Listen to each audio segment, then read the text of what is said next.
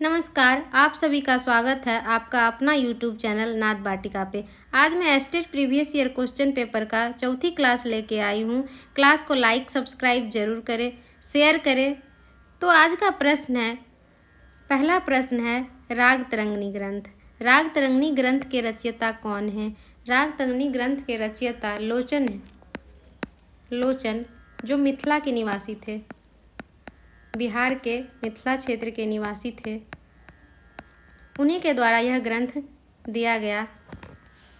इस ग्रंथ में पहली बार थाट के आधार पर राग वर्गीकरण किया गया।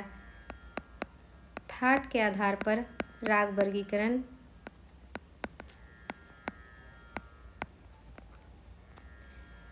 इस ग्रंथ के रचना काल के बारे में, रचना काल है इसका 14वीं सदी।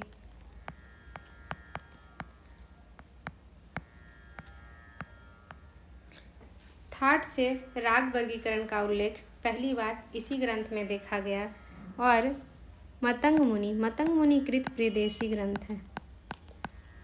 वृदेशी और सारंग देव का संगीत रत्नाकर।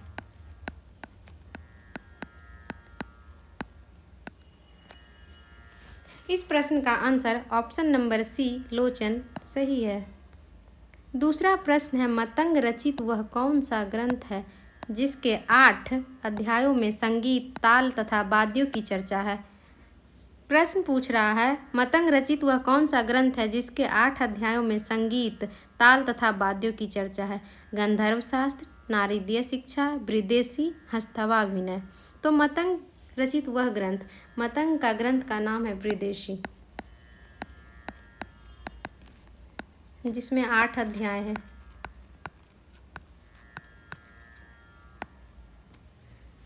राग शब्द की स्थापना पहली बार इसी ग्रंथ में किया गया।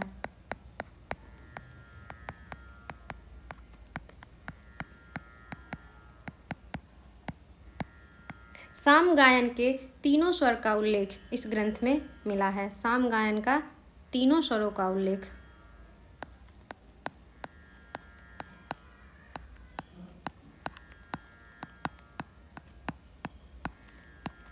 तीनों स्वर, उदात्त, अनुदात्त, स्वरित।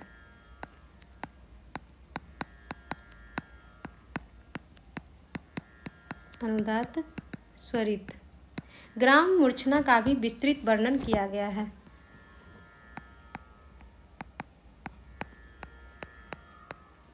ग्राम मूर्छना का वर्णन किया गया है। इस प्रश्न का आंसर ऑप्शन नंबर सी वृदेशी है। तीसरा प्रश्न है, ताल प्रकाश के लेखक कौन है? ताल प्रकाश के लेखक भगवत शरण शर्मा। भगवत शरण शर्मा है। इस ताल प्रकाश ग्रंथ जो है, ताल प्रकाश ग्रंथ के संपादक लक्ष्मी नारायण गर्ग हैं।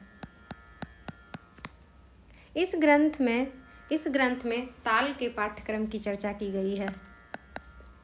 ताल का पाठ्यक्रम का चर्चा किया गया है।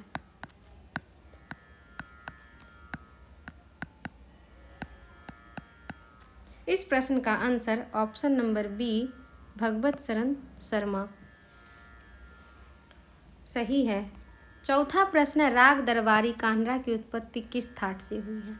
राग दरबारी कान्हरा। दरबारी कान्हरा राग, जो दरबारी कान्हरा राग के बारे में पूछ रहा है, दरबारी कान्हरा राग आसावरी थाट का राग है। थाट आसावरी,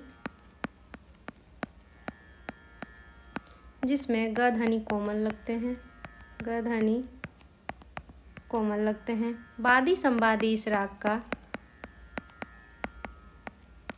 रेप है, ऋषभ और पंचम। इस राग को तानसेन के द्वारा बनाया गया। तानसेन इस राग को दिए हैं।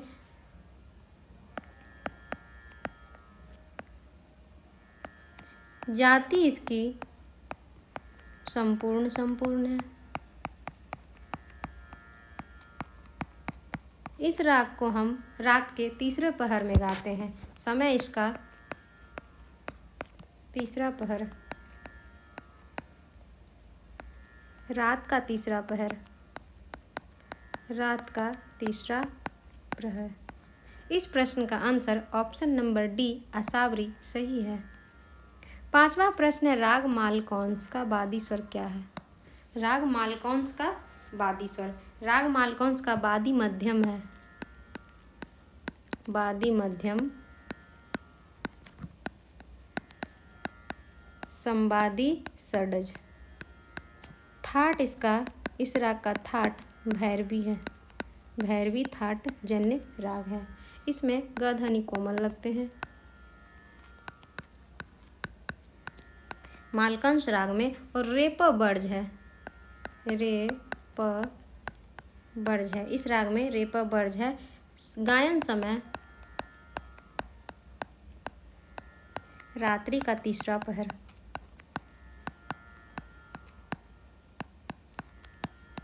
प्रश्न पूछ रहा है राग मालकौंस के बादी स्वर, तो बादी मध्यम होगा। इस प्रश्न का आंसर ऑप्शन नंबर सी मध्यम सही है। 6ठा प्रश्न है, शुद्ध कल्याण राग का संवादी स्वर क्या है? शुद्ध कल्याण राग, शुद्ध कल्याण राग का बादी स्वर बादी, Gandhar, संवादी, धैवत, that Kalyan, Kalyan that राग है। जाति इसकी साडव संपूर्ण है।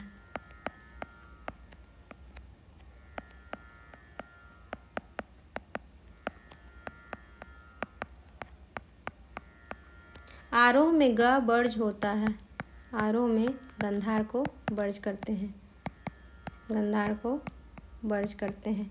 इस राग को भूप कल्याण नाम से भी जाना जाता है, इस राग को भूप कल्याण नाम से जानते हैं। इस प्रश्न का आंसर ऑप्शन नंबर बी धैवत सही है। 7वां प्रश्न है, राग देसी कौन से थाट से उत्पन्न राग माने गए हैं? तो राग देसी जो है वो 2 थाट से, कहीं पे काफ़ी दिखता है तो कहीं पे असावरी। कोई विद्वान इसे काफ़ी समझ के गाते हैं तो कोई असावरी। थाट इसका काफ़ी और असावरी दोनों माना गया है, काफ़ी और असावरी।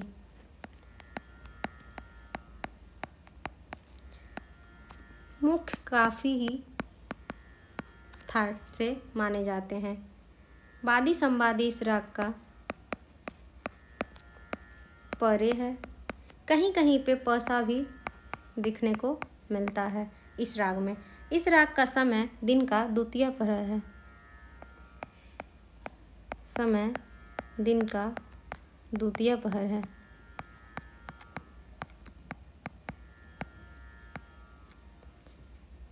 प्रश्न पूछ रहा है राग देसी कौन से थाट से उत्पन्न होती है? तो इसमें ऑप्शन में है काफ़ी, भैरवी, असावरी, खमाज, या फिर हम इसे काफ़ी समझे या फिर असावरी। दोनों इस प्रश्न का आंसर सही है, लेकिन मुख्य रूप से हम काफ़ी को ही मानते हैं तो काफ़ी ज़्यादा इम्पोर्टेंस है। अगर काफ़ी मान के आप लोग बनाते हैं तो काफ़ी ज़्यादा सही है। गौर सारंग किस थाट का राग है? गौर सारंग किस थाट का राग है? गौर सारंग थाट कल्याण है, कल्याण थाट जन राग है, कल्याण थाट। बादी संवादी इसका गंधार और धैवत है, बादी संवादी गंधार और धैवत है। जाति इसका संपूर्ण संपूर्ण है, जाति संपूर्ण संपूर्ण, वक्र संपूर्ण भी मिलता है। गौर सारंग राग को हम समय, गायन समय मध्याह्न काल में गाते हैं।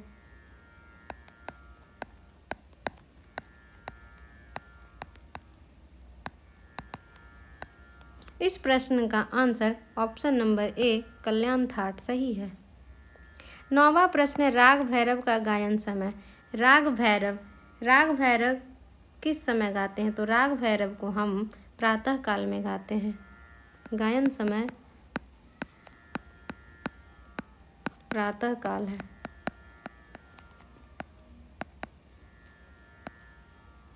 भैरव थाट का राग है। भैरव थाट का राग है वादी संवादी ध, वादी संवादी धैवत और ऋषभ है। समय इसको हम प्रातः काल में गाते हैं। इस प्रश्न का आंसर ऑप्शन नंबर ए सही है। राग पुरिया धनासरी का गायन समय क्या है? राग पुरिया धनासरी, राग पुरिया धनासरी पूर्वी थाट का राग है। थाट पूर्वी।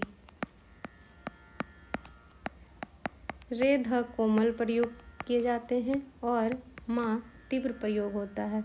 यह करुण रस प्रधान राग है। वादी संवादी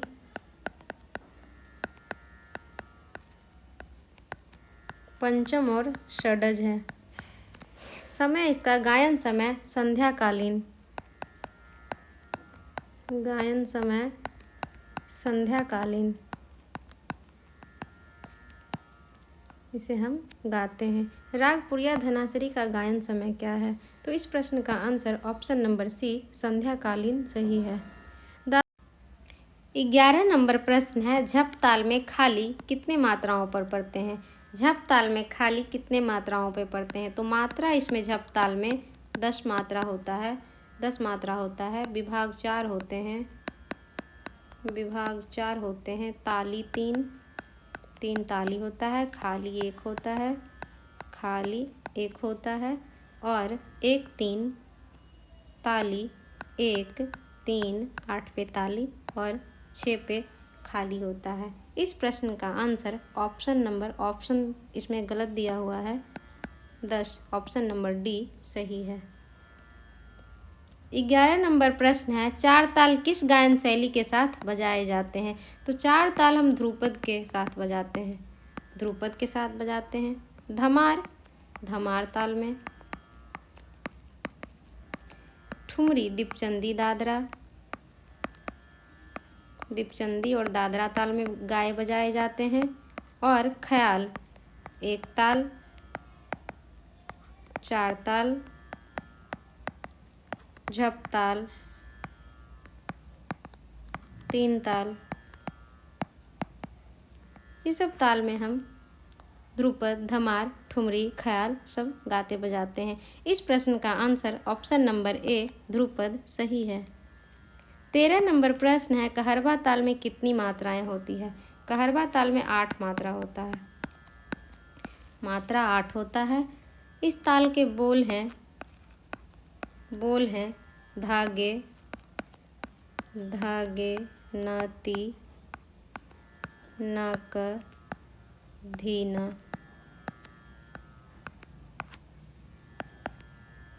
1 2 3 4 5 6 7 8, 5 पे खाली। ऑप्शन नंबर सी 8 सही है। झप ताल एवं सूल ताल में कितनी मात्राएं होती है?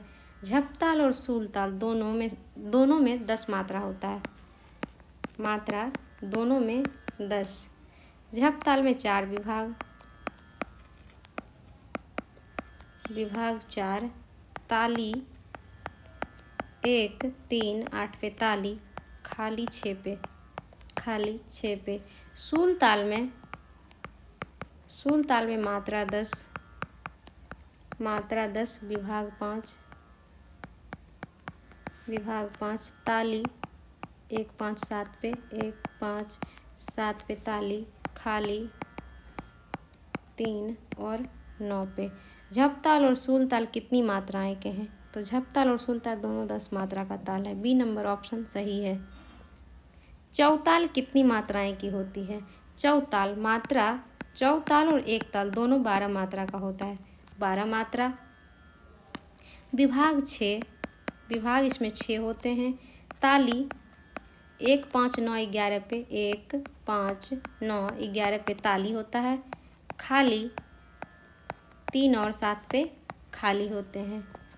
इसका बोल है धा धा दिन ता, किट धा दिन ता, तित कत गदिगन। इस प्रश्न का आंसर ऑप्शन नंबर डी 12 सही है। 16 नंबर प्रश्न है, एक ताल में कितने विभाग होते हैं? एक ताल में कितने विभाग होते हैं? तो एक ताल में भी विभाग 6 ही होते हैं। विभाग 6 होते हैं। ताली खाली, ताली 1 5 9 11 पे, खाली 3 और 7 पे खाली होता है। एक ताल में कितने विभाग होते हैं? तो इस प्रश्न का आंसर ऑप्शन नंबर बी सही है। 17 नंबर प्रश्न है, पाश्चात्य स्वरलिपियों को कितने विभागों में विभाजित किया जा सकता है? तो पाश्चात्य स्वरलिपि पद्धति को हम 4 विभाग में, पहला है सोल्फा, दूसरा है न्यूमस, तीसरा है चीब, चौथा है स्टाफ। इस प्रश्न का आंसर ऑप्शन नंबर डी सही है। 18 नंबर प्रश्न है, चीब स्वरलिपि पद्धति का नामकरण किस गणितज्ञ के आधार पर हुआ था? तो ये फ्रांस के ही रहने वाले चीब नाम के ही वैज्ञानिक थे, जिनके नाम पर चीब स्वरलिपि पद्धति का नामकरण हुआ है। तो इस प्रश्न का आंसर फ्रांस के गणितज्ञ चीब के ही नाम पर इस स्वरलिपि पद्धति का नाम पड़ा है। इस प्रश्न का आंसर ऑप्शन नंबर बी चीब सही है। 19 नंबर प्रश्न है, कजरी लोक संगीत। कजरी लोक संगीत किस राज्य से संबंधित है? कजरी लोक संगीत उत्तर प्रदेश से, मेनली पूर्वी उत्तर प्रदेश और बिहार के भोजपुर में गाए जाते हैं। उत्तर प्रदेश के बहुत सारे लोकगीत जैसे कि कजरी, बिरहा, सोहर, रसिया, ये सब उत्तर प्रदेश के लोकगीतों में, लोक संगीतों में आते हैं। इस प्रश्न का answer option number D Uttar Pradesh सही है। 20 नंबर प्रश्न है, राम कुमार मल्लिक का संबंध। तो राम कुमार मल्लिक का संबंध, राम कुमार को रामचतुर मल्लिक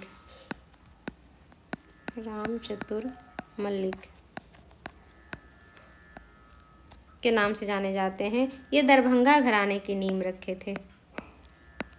दरभंगा घराने का नींव रखे थे रामचतुर मल्लिक। इन्हें पद्मश्री 1970 में इन्हें पद्मश्री भी दिया गया था। 1970 में इन्हें पद्मश्री भी। तो इस प्रश्न का answer option number B Darbhanga gharana सही है। 21 नंबर प्रश्न है, पूर्वी गीत का जनक किनको कहा जाता है? पूर्वी गीत का जनक किनको कहा जाता है? तो पूर्वी गीत का जनक महेंद्र मिश्र को कहा जाता है। ये भोजपुरी और पूर्वी गीतों के लिए ही जाने जाते हैं, महेंद्र मिश्र। इस प्रश्न का आंसर ऑप्शन नंबर ए सही है। महेंद्र मिश्र का जन्म छपरा जिला में हुआ था।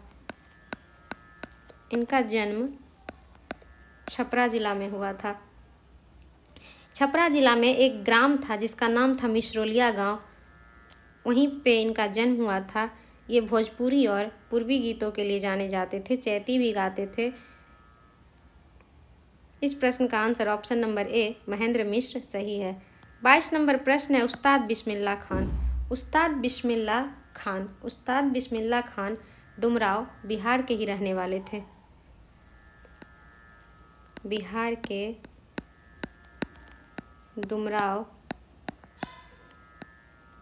के रहने वाले थे। इनका जन्म 21 मार्च 1916 को हुआ था। ये शहनाई वादक थे।